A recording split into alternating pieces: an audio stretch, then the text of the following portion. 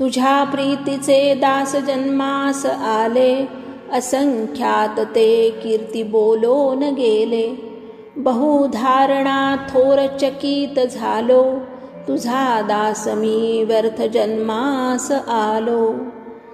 श्रोते हो, करुणाष्टकाच्या या 19व्या श्लोकात समर्थ परमेश्वराच्या असंख्य भक्तांच्या कीर्तीबद्दल सांगत आहेत. परमेश्वरावर प्रीती करणारे असंख्य दास या पृथ्वीवर जन्माला आले. अनेक धर्मात अनेक पंथात हे थोर महात्मे होऊन गेले. भारतवर्षात तर या परमेश्वर भक्तांची एक थोर परंपराच आहे. भारतवर्ष हा विविधतेने नटलेला देश. इथे विविध राज्ये, विविध भाषा, विविध संस्कृती, विविध धर्म, विविध पंथ गुण्या गोविंदाने नांदतात. पण या विविधतेला बांधून ठेवणारा धागा म्हणजे परमेश्वरावरील श्रद्धा.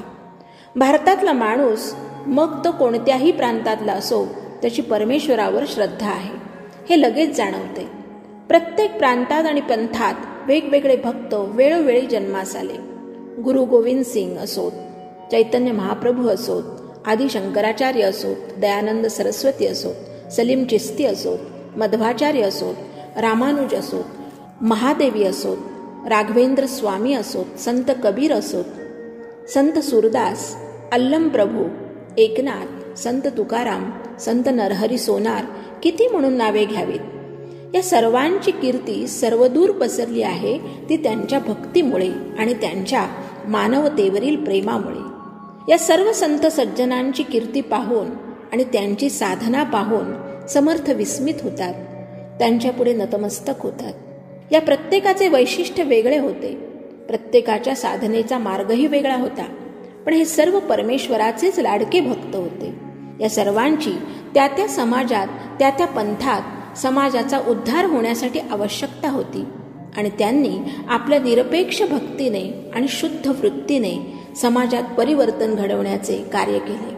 प्रत्येकाने आपला वेगळा ठसा उमटविला. समर्थ या सर्वांच्या कार्याची आठवण करतात आणि त्यांच्याबद्दलचा आपला आदरभाव व्यक्त करतात.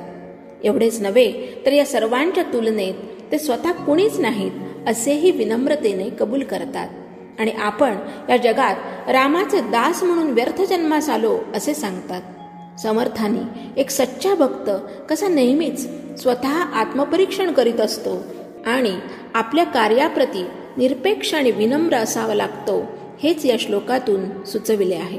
म्हणून ते म्हणतात, तुझ्या प्रीतीचे दास जन्मास आले, असंख्यात ते कीर्ती बोलोन गेले. बहुधारणा थोर चकित झालो, तुझा दास मी व्यर्थ जन्मास आलो. जय जय रघुवीर समर्थ.